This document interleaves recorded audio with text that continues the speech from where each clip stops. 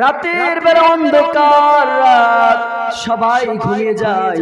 হযরত ওমর ফারুক ঘুমায় নাই, রাস্তা দিয়ে হেঁটে হেঁটে দেখে কে যেন না খেয়ে কান্না করে, কে যেন খায় নাই, কার বাসায় যেন খাবার নাই।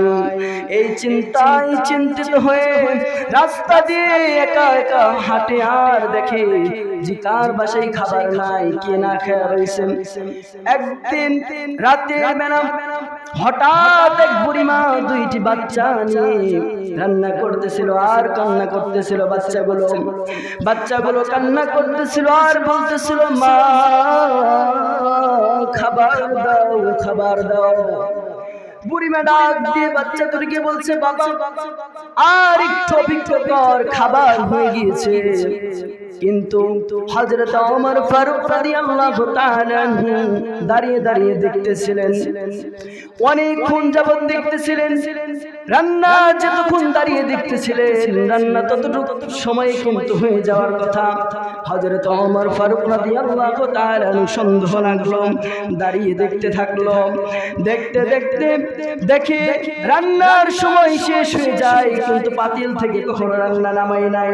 আস্তে আস্তে করে হেঁটে হেঁটে যাচ্ছিল আর বলতেছিল, বুড়িমা তোমার পাতিলে তুমি কি রান্না করো, আর রান্না করতে এত সময় লাগে কেন, কি রান্না তুমি?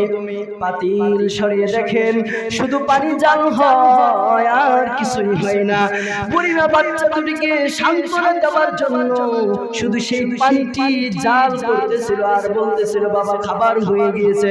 কারণ পানিটা জাল করতে করতে করতে করতে সে শুধু ঘুমিয়ে যাবে, তারপরে রান্না শেষ হয়ে যাবে। কিন্তু খলিফাতুল মুসলিমিন দেখে ফেললেন, দেখে ফেলে আর ওখানে দেরি করলেন না, সোজা সুজি চলে গেছেন বাইতুল মালে।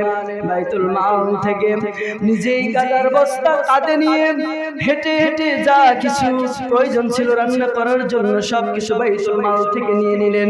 নেওয়ার পর সুন্দর মতো চলে আসতে লাগলেন। বাইতুল মালে একজন দায়িত্ব ছিলেন খলিফাতুল মুসলিমিন ডাক দিয়ে বলেন, দাও দাও দাও আটার বস্তাটা আমার ঘরে উঠে দাও। ডাক দিয়া বলল, খলিফাতুল মুসলিমিন আমি থাকতে আপনি কেন আটার বস্তা কাঁধে নেবেন?